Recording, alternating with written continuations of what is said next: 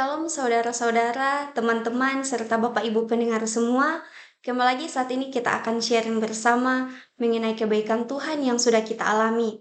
Dengan dipandu oleh Pak Robi, kita sebagai komunitas yang sudah lahir baru dan mau berubah dan bertumbuh, kita akan membicarakan topik yang sangat menarik dan relevan bagi kita saat ini.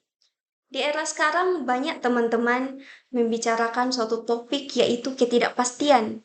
Ini sering dibawakan di berbagai forum dan juga di berbagai khotbah. Dan ketidakpastian ini bukan hanya terjadi di Indonesia saja, tetapi di negara adidaya lainnya.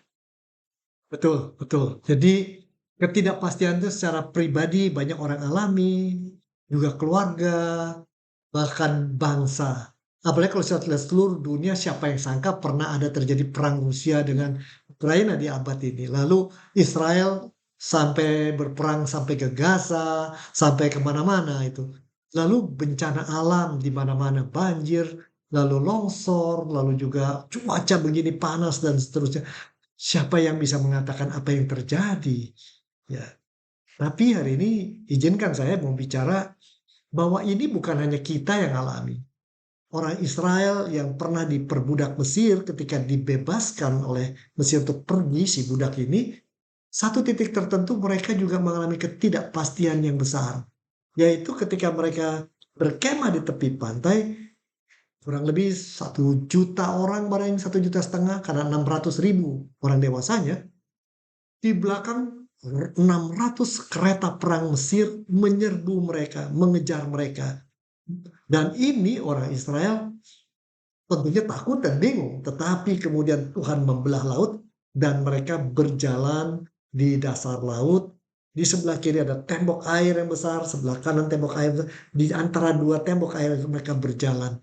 Di dalam kondisi itu, saya mau sampaikan bahwa sebenarnya mereka sedang menghadapi ketidakpastian yang besar. Gimana menurut Nadia? Ya, saya setuju Bapak. Ternyata ketidakpastian ini juga dirasakan oleh orang Israel saat itu ya Bapak. Mereka saat itu sedang cemas, takut karena dikejar oleh orang Mesir. Betul, betul. Ya, jadi mestinya kan ketika ada air yang laut yang terbuka, jadi ada celah mereka bisa berjalan di sana. Mereka kan ada punya pilihan. Pertama merasa juk, Iya, kedua merasa oh Tuhan punya kuasa menolong saya. Ketiga tapi bisa juga merasa yang lain. Seperti Nadia katakan, mereka jadi tidak pasti. Kenapa bisa mengatakan ketidakpastian? Karena mungkin karena ketakutan. Tahunya dari mana? Di dalam ayat yang ke-10, di dalam kitab Keluaran yang kita lihat sebagai dasar dari cerita ini, dikatakan orang Israel melihat orang Mesir itu datang dengan sekian ratus kuda, mereka takut mati dan mereka katakan pada Musa, dulu kami sana jadi budak udah 400 tahun, kami sudah biasa diperbudak, kamu suruh kami pergi. Sekarang bukannya kami dapat tempat yang baik, situasi lebih baik, yang kami hadapi adalah kemungkinan kematian. Kami takut kurang lebih begitu ya.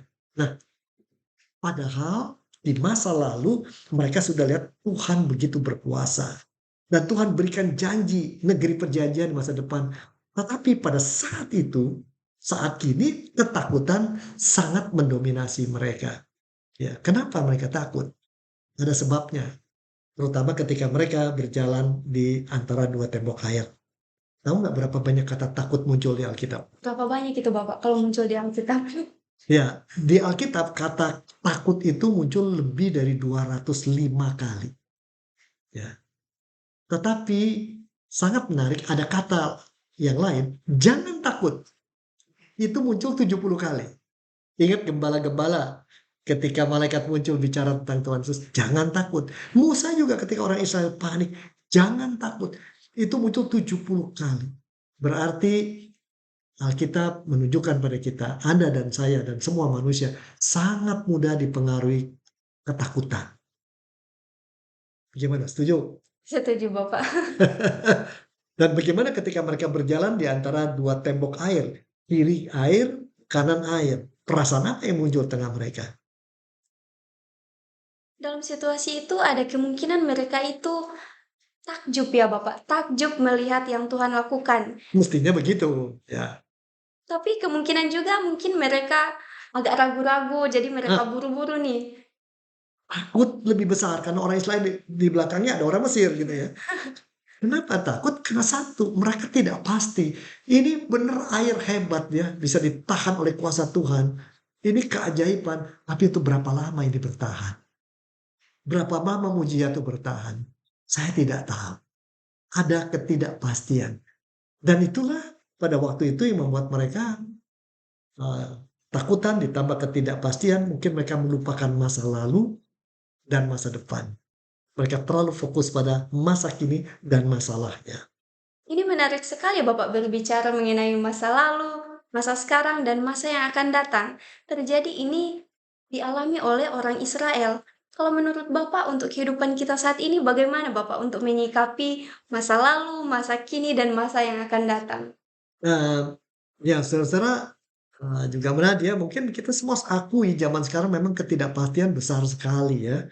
Apakah pemerintahan akan selalu stabil, ekonomi baik atau tidak, uang kuliah akan naik atau tidak. Bayangkan kalau pinjam uang untuk kuliah 5 tahun tetapi baru tahun keempat bakal uang kuliah naik. Bagaimana saya memenuhi itu? Akan selesai atau tidak saya?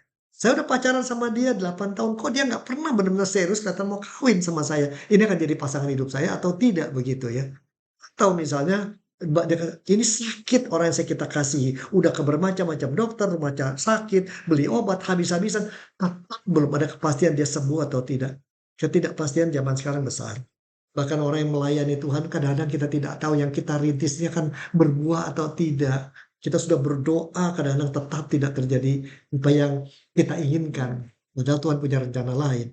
Dan ketidakpastian itu adalah kenyataan yang rupanya sebagai orang yang sudah lahir dalam Kristus pun tetap harus kita akui itu ada. Dan itu menunjukkan kerapuhan kita, mengakui kerapuhan kita dan ketidakberdayaan kita. Tapi sekaligus, ketidakpastian itu kita tidak boleh jadikan unsur yang menentukan kita. Betul itu air, tembok air. Tapi di belakang ada kuasa Tuhan. Saya tidak mau tembok air itu membuat saya begitu takut dan tidak mau maju. Berjalan di tempat yang Tuhan sudah buka.